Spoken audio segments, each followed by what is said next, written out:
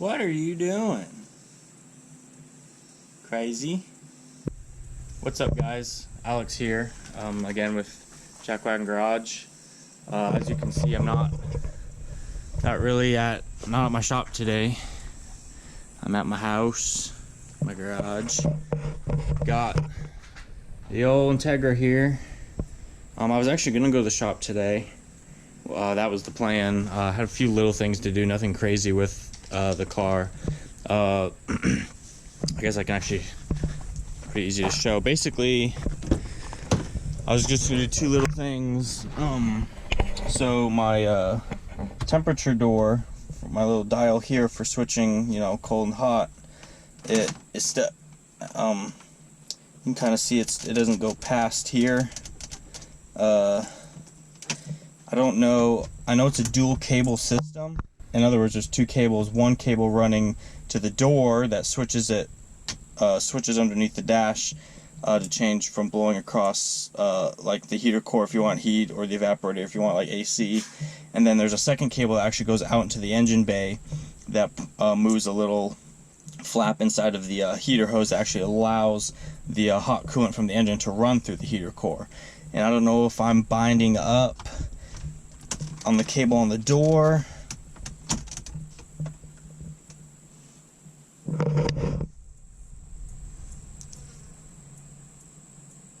What?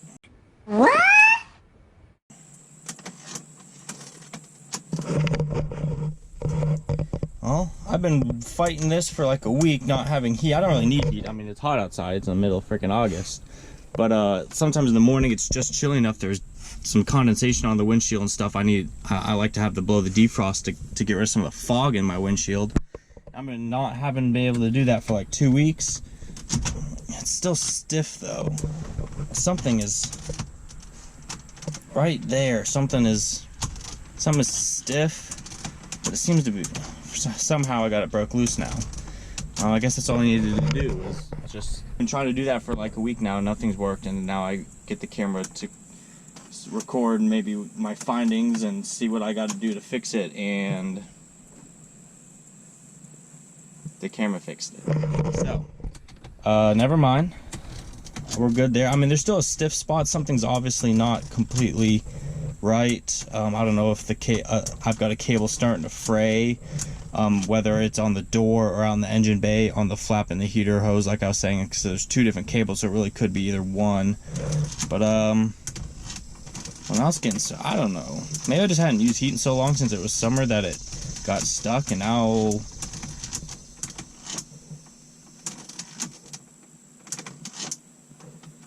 well, I guess that's one thing fixed already. That was a lot quicker than expected. Okay, number 2, instrument cluster here. I'm starting to, I don't really have much in the interior, just the aftermarket radio here. I got a shift knob and a shift boot. I mean, that's really it in the interior. I mean, I just got the factory floor mats, factory seats, door panels. I mean, nothing else is done inside. Start, I think, spiffing it up a little bit. I'd like to get a steering wheel hub and an aftermarket steering wheel.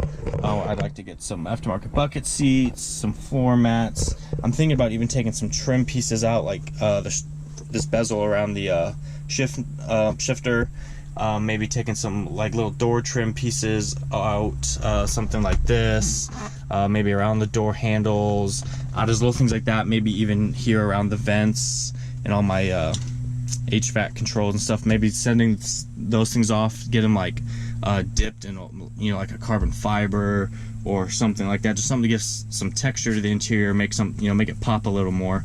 And one of the things I'm going for is, so my radio, I've got it changes colors. I've got it set to blue. I think my theme on the inside of the car is gonna be red and blue. So I'm gonna get a red stitch steering wheel. I got my red stitch shift knob and my red shift knob already, or my red shift boot, I guess is what I was trying to say. Red stitch shift boot, red knob. I'm gonna get red stitched bucket seats.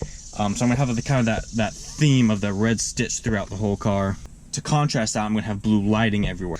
I would like to get pillar gauges one day when I go turbo, you know, have air fuel ratio, oil pressure, you know, all that right here. I'm probably gonna have them lit up in blue, my radio's lit up in blue, and today the goal is to get my trim piece here that comes around the cluster. Should be just 2 Phillips screws, both in the top, one here. Take those out, kind of drop the steering wheel down a little bit with my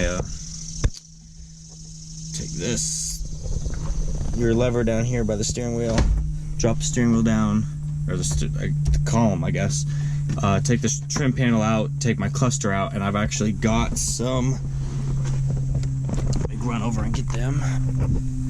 Bash, what are you doing? But so yeah, I've got these here. These are supposed to fit in the bulbs for the backlighting of the cluster. So I'm not going to replace all of the bulbs, like not like the bulbs for, you know, lighting up like the check engine light or ABS lights or something like that. I'm just going to be replacing the bulbs that when you turn your headlights on and it illuminates the cluster. I'll just be changing those so that, like, at night when it illuminates, it'll be lit up blue. But I'm gonna go ahead and get started. Like I said, I already got the column dropped down. Take the 2 screws out in the top of this trim piece, take the trim piece out, then it should be a couple more Phillips screws in the instrument cluster, and I'll get it out. A couple plugins on the back, kind of show the process along the way, and we'll get it out and see if we can't get those bulbs swapped out. Okay, so I got my 2 Phillips screws out. You need a really short screwdriver to do them, so it'll fit between because there's not a lot of space here, so you need a real short screwdriver like that. I got them out. You can see the trim piece is loose. I'm gonna need 2 hands to take it out, and then we'll get, well, you know what? Man, everything's just going a lot better than planned for today. Okay, so I don't have a light on me, but I know there is, trying to get a good angle. I know there's a Phillips screw here, way back in here on this far side, and then there's, I guess it looks like there's one right here in the top, and then opposite side from that far left one, there's one way back in the far right. Now I'm gonna get those out. That'll take 2 hands, and then as soon as I get the cluster out and unplug, I'll show you kind of what the plugins look like and how to undo them, and then we'll start getting the bulbs swapped out. Alright, so here we have the cluster out, almost anyways. You see there's a plug-in there and a plug-in there. Looks like that's the only 2 plugins. They just have a tab right on top here. You just got to push down on the tab while pulling out on the plug-in. I'll probably have to set the camera down to do that. Be a 2-handed process, but pretty much both plugins are the exact same. They'll just push down the tab and pull out on the plug-in, and then your cluster should come out. All right, I went ahead and came inside. It is definitely hot out.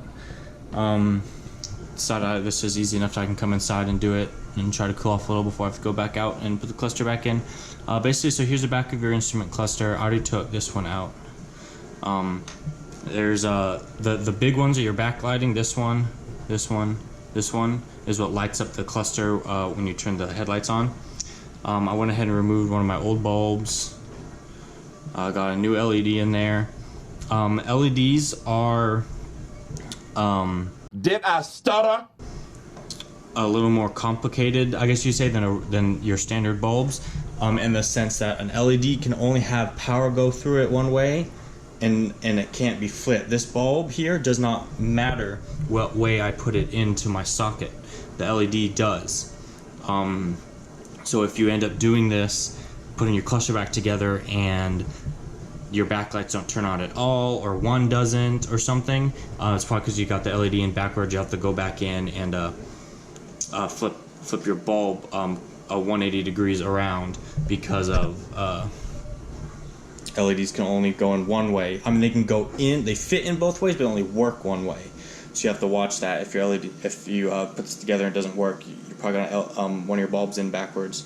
So just be careful of that. And just be knowledgeable of it so that you don't freak out when it doesn't work. Just know that you've got an LED in backwards. But I'm gonna go ahead and get this one back in here. I'm gonna take out this one and this one, swap out my LEDs, and put my cluster back in.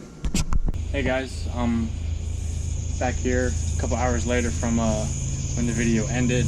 As you can tell, it's nighttime now. I'll stay on the front porch to get some lighting best I can.